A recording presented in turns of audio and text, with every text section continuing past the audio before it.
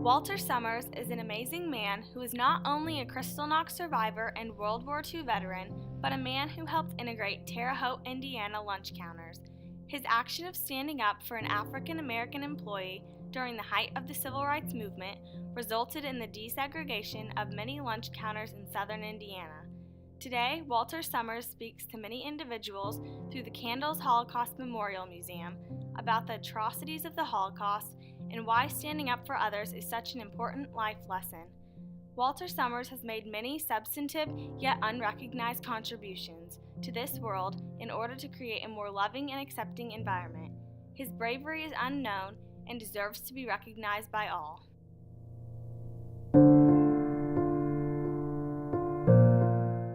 On December 29, 1920, Walter Sommers was born in Frankfurt, Germany. At the time, Germany was in a deep depression due to their defeat in World War I. In 1923, the country was very poor and inflation was high. There was little food and drink for the millions that lived in Germany, including the Sommers family. Due to the food shortage, the Sommers were forced to keep a cow in their apartment basement. They shared the milk with two other neighbors. Their cow, as well as the chickens in their backyard, provided a much-needed food source to keep the family alive. On January 30th, 1933, the Nazi Party finally took their stand when Adolf Hitler was appointed Chancellor of Germany. All things were well at first, and Hitler provided many jobs for Germany, but soon after, a scapegoat was provided for all those angered at Germany's debt, the Jews. Hitler and the Nazis, in anger, took an even bigger stand on their anti-Semitic ideals on November 9, 1938, when the Nazis, along with Polish and German policemen, arrested 20,000 Jews, broke the glass windows of Jewish-owned shops, and lit 199 synagogues on fire. This night, later known as Kristallnacht, the Night of Broken Glass, affected many Jewish men and women in Germany, including Walter Sommers' father, Julius, who co-owned a chain of food businesses in Frankfurt. Walter recalls this moment. "We saw dirty mobs with crowbars and sledgehammers smashing the display windows of retail stores belonging to Jewish merchants. Police were standing by, doing nothing. A synagogue had been set afire. The fire department was trying to put out the fire, but was prevented by stormtroopers from doing so." Julius Sommers was not only arrested, but he was arrested by a family friend. He was then sent to the Buchenwald concentration camp, where he was held under brutal conditions. Walter Sommers immigrated to the United States of America to escape Nazi Germany in January of 1939. As soon as the Sommers received passports and immigration papers, Julius Sommers was released from the Buchenwald concentration camp. The family came to America on a small Dutch ship with two other Jewish families. Although Walter and his family had come to the United States to escape the Nazi rule and injustice, there were still signs of inequality in the United States. I saw an ad in the New York Times that advertised a job at an export-import company. I applied for the job.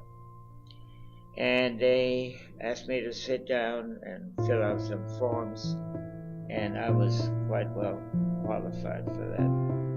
And they said, "You are extremely well qualified. However, we have to ask you one question." And the question was, they needed to know where my parents went to church.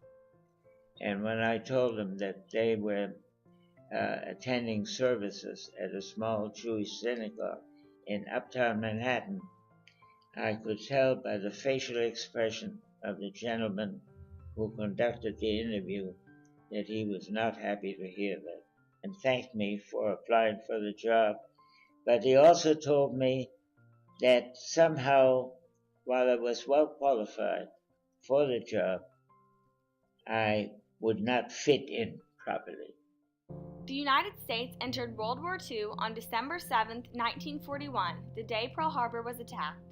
Walter volunteered to be in the Army the next day, but was turned down because he was not an American citizen.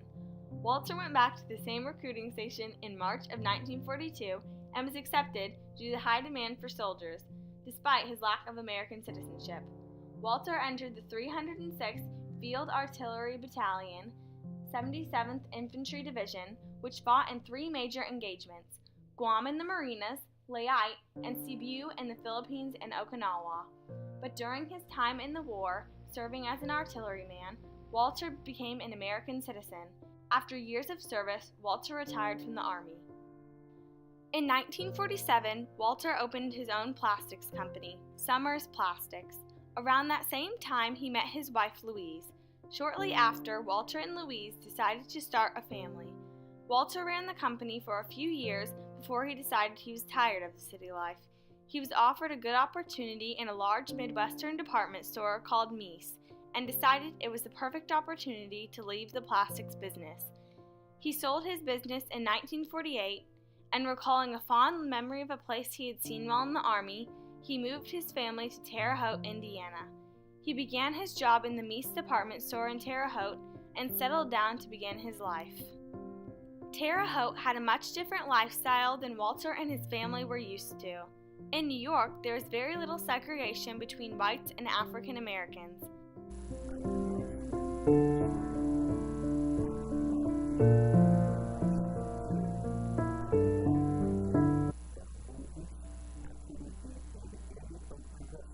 So I kept wondering, when would things change, or would they ever change? It was the mid to late 1960s, and the Deming Hotel had a wonderful dining room. I went to lunch with 2 other managers from the Mies store, and we took with us a nice young man who was in the display department, and he happened to be African American. He said, "They probably won't serve me." We told him, "If they won't serve you, then they won't serve us, and we'll never go back." So we walked into the Deming Hotel coffee shop and we sat down. The waitress who had always previously waited on us looked at us, gave us kind of a dirty look, and I said, "What's your problem?" She said, "The way you're seated, I cannot serve you." We said, well, if you can't wait on us the way we're seated this way, then we all have to leave and have our lunch someplace else. And we told her, "Talk to your manager, and you will either serve all of us or we will leave and never come back." And so she went back to see the manager, and the manager said, "For heaven's sake, wait on him, forget about it." And she said, "Well, I was told to wait on you." I said, "Thank you." And that was the end of the story. And so the neatly dressed young black American was served lunch at that lunch counter together with us. But it was shortly after that some of the bigger stores like Montgomery Ward, Montgomery Ward had a big lunch counter, and they opened up the lunch counters to African Americans. The Terre Haute house followed suit very soon after that, and from that moment on, African Americans could eat wherever they wanted to eat in downtown Terre Haute. Walter chose to stand up for what he believed in, and it changed an entire town.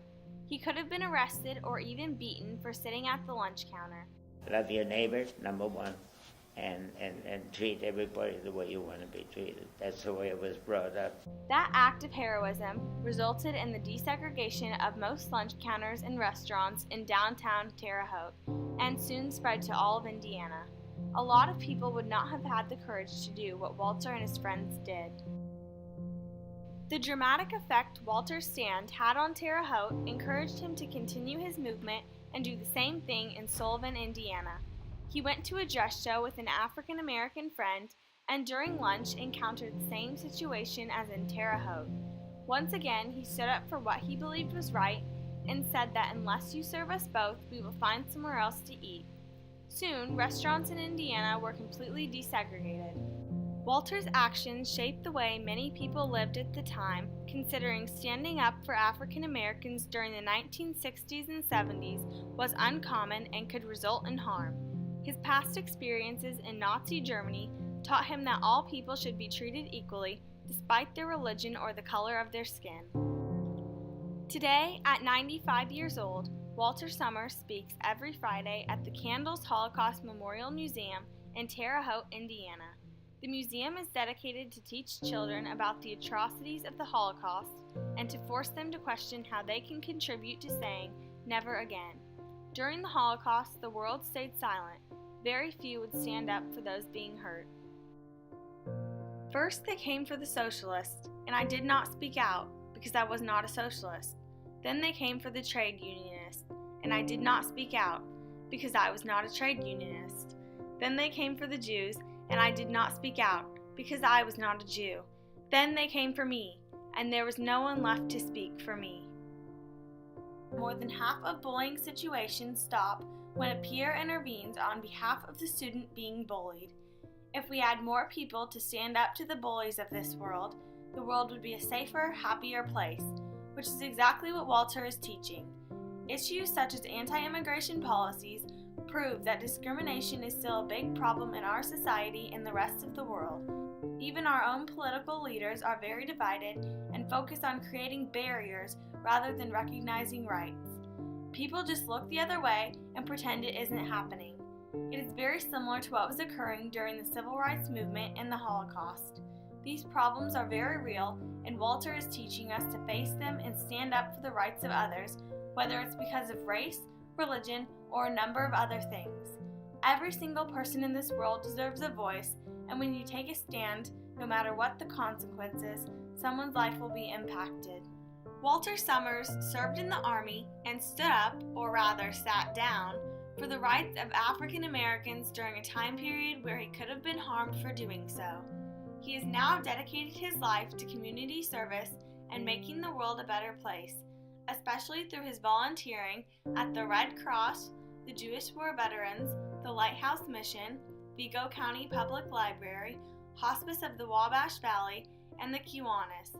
He's not only an unsung hero for these actions, but because he continues to teach about his experiences to others, so they may also have the courage to face history and commit the same heroic actions.